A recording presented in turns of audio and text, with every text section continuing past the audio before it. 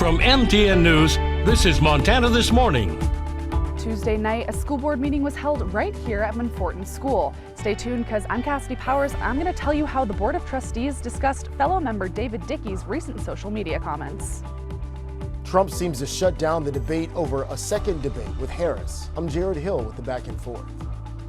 I'll tell you about a family-owned Montana coffee company that's expanding its operations here in Butte. Alrighty, it is 6 o'clock on this Friday morning. Jane McDonald and Matt Elwell with you bright and early. That coffee, I gotta say, Matt, it's doing wonders Friday, this morning. Friday the 13th started off pretty tough here on Montana This Morning. It did. For those of you that joined us at the top of the show, both of our coffee makers were kind of on the fritz this morning. And so Matt and I went through the first half hour. Coffee less. Yeah, able to tinker with it. You've got a nice fresh cup. I'm about to get my second. Temperatures this morning holding into the 40s for most of us. A couple of 50s sneaking out there. Damp roadways.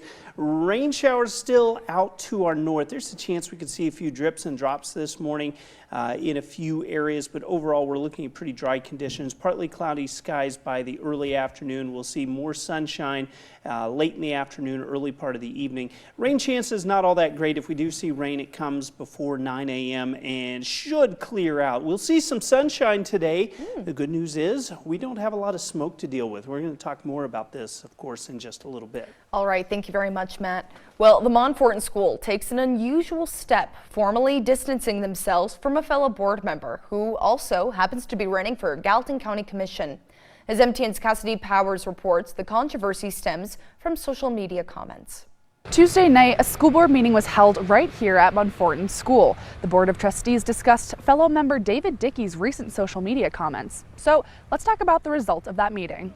3 years ago, I was unhappy with the way that the kids were being treated. David Dickey has been on the Board of Trustees at Monfort School since 2022. He is also currently running for Gallatin County City Commission. But Dickey has been in hot water over the last few weeks due to some controversial comments he made on the social media platform X. One comment that's gotten a lot of attention comes from Dickey responding to an account stating they're voting for Kamala Harris. Dickey replied, "Before tonight, you were narrow-minded and immature. After tonight, you're a effing R-word."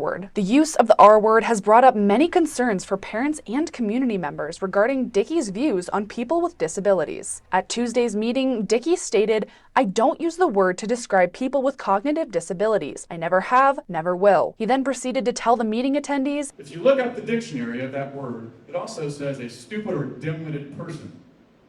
I attempted to reach out to Dickey to see if he would be willing to discuss his statements at the meeting, but I never received a reply. I have friends that have special needs children, and I have seen what these families go through. These families work hard every day to try and erase the terminology that Mr. Dickey used in his online tweets. I met up with Andy Boyd, who attempted to protest Dickey before the school board meeting on Tuesday. Andy attended the meeting and questioned Dickey before getting asked to leave. I asked Andy, who is not a Monfort parent, why he felt the need to attend the meeting. I felt the need to go to the school board meeting as a concerned citizen of Gallatin County. I don't think Mr. Dickey really cares about what's going on right now. I don't think he really thinks there's going to be any accountability. And that's why I'm doing what I'm doing. At the school board meeting on Tuesday, the Board of Trustees discussed the online social media comments made by fellow member Dickey. Trustee Carrie Wasserberger stated, "While we may not share similar opinions to Trustee Dickey, we are confined to what we can do on this board, and that is to separate ourselves." The motion was made by Wasserberger and Dickey seconded it, but shortly after left the room before the unanimous vote. But prior to exiting, Dickey had noted that he will not be stepping down. I will fight for these kids. I will advocate for these kids. I will be the wall between these kids and insane people, okay? That's why I'm on this school board. That's why 430 people voted for me, and that's why I'm not gonna resign. And Andy tells me, It's good to see that the board did distance themselves, really. There's nothing else the board could have done. I think the board did about all they could. I think it's going to be up to the voters next time. in Bozeman, Cassidy Powers, MTN News. And a bond hearing was held this morning in Gallatin County District Court for Christopher Wortle.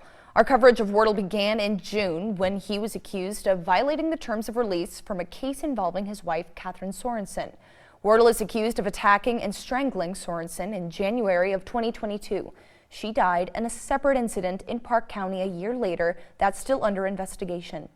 Previously, Wortle, who has pleaded not guilty, had been released on his own recognizance. But the judge ruled yesterday morning that release was no longer appropriate and set bail at $10,000. Sorenson's family was in the courtroom, and MTN's Heaven Van spoke with Sorenson's daughters about their road to justice for their mother. As legal proceedings continue in the case of alleged abuse by Christopher Wortle, the family of alleged victim and Park County teacher Katherine Sorenson say they're here to seek justice. She had a beautiful soul and she loved everyone and everything, and sadly I think her giving her so much love, it didn't end well for her in the long run. Sarah and Hannah Baker are two of Kate's daughters. They say they've been fighting for justice since their mother's dead body was brought to the Livingston Health Emergency Room in 2023 by her husband, Chris Wortle. I don't think any of us have had a time to grieve our mother fully, because we are constantly trying to fight for justice for her and get answers where answers are due. The sisters allege that Chris Wortle purposely isolated Kate from the family, hiding the abuse that was happening from her loved ones. All our relationships, and I feel like I can speak for my sisters as well, was great with my mom right until the moment that she started to be with Wortle. Once that happened, he was really good at manipulating her into separating her from us. Hannah describes a tactic they've used to represent their mother in Wortle's court appearances. Well, one of the things we've been doing is wearing a light blue color to any court things going on. It's a good representation for what we're there for, which is my mom. It was one of her favorite colors, and so if you see a light blue color in the courtroom, it's for Katherine Sorenson. The family describes their battle for justice within the courts as infuriating. There is no justice. There's no justice been done. I mean, how do you violate a conditions of release 10 times and not get thrown back in jail? In court Thursday, the Deputy Director of Court Services testified that Wortle had violated conditions of release in the strangulation case 8 times. The most recent violation came after receiving a DUI citation. As for Sorenson's death, the Park County attorney says the case is still being investigated. And so the fact that they've let this ride for 3 years, talk about a danger to the community. The family says they hope for Katherine to be remembered as the person she was, despite everything that's happened. I have strong faith in the community to keep her good memory alive, because they all know who my mom was and what she stood for. Anything else you'd like to add? Yeah, I miss Kate. I miss her. In Bozeman, Heaven Van, MTN News. Now on the national scene, the two presidential candidates are on opposite sides of the country again today in swing states, with just 53 days to go until election. Vice President Kamala Harris has called for another debate before then, but former President Donald Trump says there will be no more debates.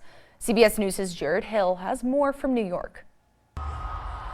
In battleground North Carolina Thursday, Vice President Kamala Harris pushed for another head-to-head with former President Donald Trump. We owe it to the voters to have another debate. This election and what is at stake could not be more important. But on stage in Arizona, the former president told supporters he's done. So because we've done 2 debates and because they were successful, there will be no third debate. A third counting his first with President Biden. On social media, the former president declared Harris the loser in Tuesday's matchup, but even some people attending his rally expressed reservations. Trump could have done a better job.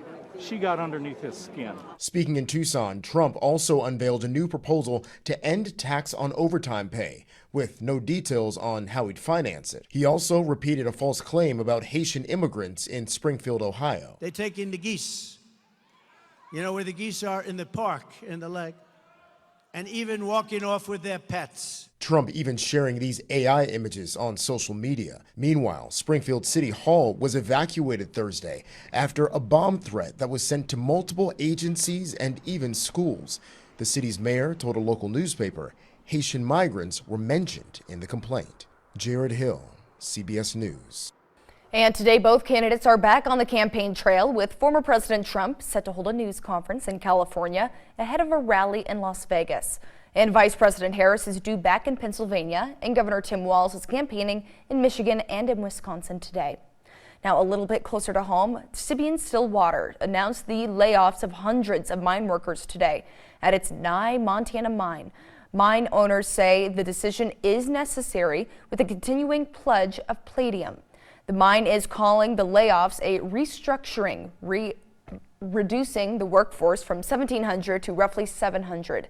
Those with the mine say operations at Stillwater West will be placed on care and maintenance for now, while the CEO says the future of Stillwater remains in the balance. Employees learned their jobs were in jeopardy Thursday morning, leaving countless families concerned about their future. Well, as a family of 6, it's a huge stressor because, it's not just the 2 of us that we can worry about. We have to worry about taking the kids out of school, re-enrolling them somewhere else, basically starting over again. Financially, it's been rough. A lot of these families that work at the mine are either single income families or they live paycheck to paycheck, and so the uncertainty makes it very difficult. But workers will stay on the job for 60 days until November 12th. The mine is the largest employer in Stillwater County, producing palladium and platinum. And a family-owned coffee shop is brewing something big over in the mining city. MTN's John Amy got a lesson in roasting coffee beans at Florence Coffee Company's latest venture in Butte. Nothing like the smell of fresh roasted coffee. Florence Coffee started in a tiny kiosk in the town of Florence over 20 years ago. Well, now they've expanded their operations here in Butte, where they're going to be roasting their own coffee and expanding into the future. We're from Butte. This is a cool lot, Harrison Avenue, and we just decided to build it in Butte. It's kind of going to be our family legacy. The Tamblin family opened their first business at this location in Florence in 2003 and have since expanded to 23 stores around the state. They used to have their coffee roasted in Washington State, but now built their largest store off Harrison Avenue in Butte, where they roast the beans themselves. Head roaster Jeff Tamblin said roasting coffee is an art. Attention to detail. It takes a strong back at times. These bags are heavy. They roast about 2,500 pounds of coffee a week and send it to all the locations around the state. And we're roasting it fresh every week, so you'll never find fresher anywhere. So each one of these buckets has got a coffee from a different place around the world. Brazil, we got Indonesia, Mexico, Colombia, Guatemala. Butte's location for the roasting operation will also fit into the company's plan to start selling its coffee at more stores. It's on I-90 and I-15, so as we grow, we have good distribution lines, so we can move a lot of coffee through here, and that's our plan. Loyal customers like the new location too. Love Florence Coffee. We're so excited that they've opened this up and have the freshly roasted coffee. I'm a coffee girl at heart, so this is really cool. The family takes pride in their work. A ton of pride. I mean, there's a lot riding on this, right? I mean, it's got to be done right. The business will host its grand opening celebration Friday, September 13th. In Butte, John Amy, MTN News. All right, an exciting day in the mining city if you're a coffee aficionado. All right, before we head into a break, it's also a pretty exciting week for one particular water buffalo. Okay. This water buffalo, his name is Phil. Now, Phil is kind of an Iowa icon at the moment, but let me explain a little bit of Phil's story to us Montanans. Now, Phil was in a slaughter truck, was able to escape that slaughter truck, was just roaming an Iowa suburb for days, just hanging out. He ended up being shot in the process. I mean, this guy had quite the story to tell. Well, he thankfully was rescued. He was taken to the local university to really get checked up on, and now he's reunited with his 2 little friends in that little corral there as he gets adjusted to his new life at a sanctuary. Good for him. He will live the rest of his days just hanging out at the Iowa Farm Sanctuary. He's no longer on the lam, as it were. No, I think he has his excitement behind him, thankfully. Just cutting his future and chewing grass, hopefully. All right, we're going to take a short break on Montana This Morning. When we come back, though, look at your forecast. Top stories all heading your way, plus some tips on how to keep yourself and your pooch safe if you're going on a hike. Coming up, Flynn and I take you out to talk about dog safety on the trail for any of those late season hikes that you might be looking to take.